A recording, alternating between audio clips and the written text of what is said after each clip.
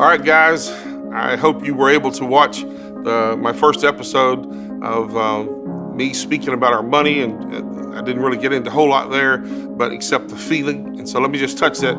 First off, you need to go see that, but if you can't, let me just tell you right now, there's fear and there's anxiety, and fear has a place in our lives. Don't try to cross a busy street. That's a good fear.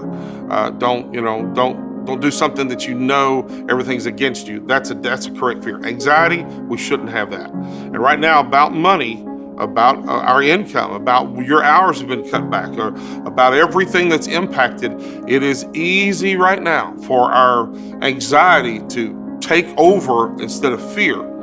Pastor Scott said something similar to this the other day. Anxiety is like worry, and worry is like a rocking chair, and that's just a lot of movement that doesn't go anywhere. It's going to send your blood pressure up. It's going to make you difficult to live with. It's going to make you not sleep, and you're going to chew your fingernails off. Stop. You're a child of God.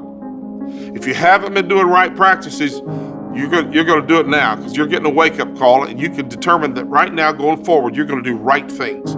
So I want to talk to you about your money, about where you are right now, because that's a big deal with everybody. Now, if you didn't see episode 1, go back and look at that, because I talk about all the people that are hiring. There are tons and tons of jobs that are available right now, and you might want to consider that. I didn't even mention on the last one, but Amazon, one of our guys in our church picked up with Amazon yesterday, making $17 an hour, just took off. He's doing that until he stopgap, he gets furloughs over, he gets to go back to his job. If you want to sit home in your pajamas and cry, no one's going to send you money. But if you want to get up and go do something and find something, you could find some really amazing things. If I'm talking harsh here, I'm talking tough love, all right? Here's where we are on our money. You need to look at where you have your money. You need to look at the things that are important. I've written down several things that I think you need to make sure you have in your budget during this time of limited income. I think Dave Ramsey calls these the 4 walls. So that means you need to make sure right now you have enough food, all right? You've got to have food. You don't need 27 gallons of milk. You have to have enough food, all right? Enough food. You've got to make sure that your utilities are paid. You want to go by that. I know there's some grace given on those right now. That's fine. You want that.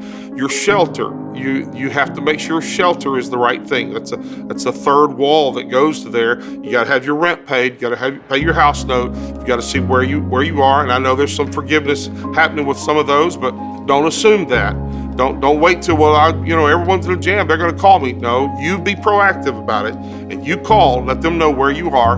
And then that 4th wall would be your transportation.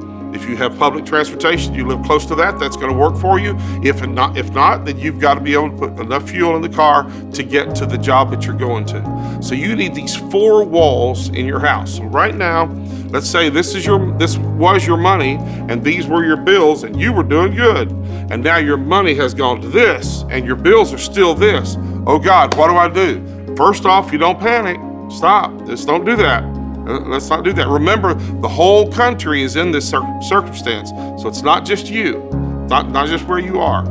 At this point right now, you've got to take care of those 4 essentials I just told you. So right now, it's not a time to be paying off this or paying down on your mortgage or paying ahead on your student loan.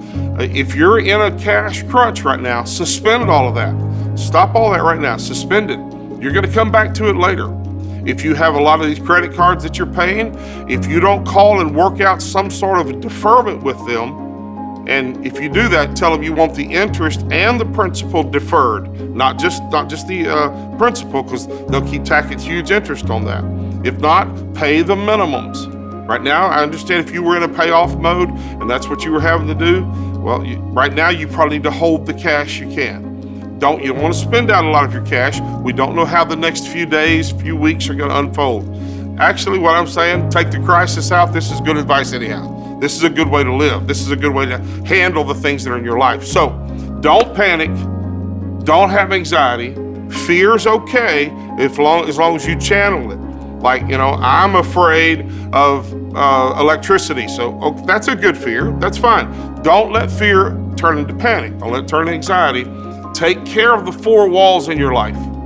You need the cash in your account right now to hold you for a while. And if you don't have a job that you're on right now, then there's many that you can go to that'll create some cash flow for you, and you'll be able to get some income coming back in. And then we'll talk about a few other things on our next episodes. I'm just wanting to put some hope in you. Hey, you're gonna make it. I promise you, you're gonna make it. If this is our version of persecution, we got out easy, because the church before us had persecution where their lives were being taken. Ours are just being severely altered. But the good part is everybody around us is in the same thing too. So don't let your head hang down.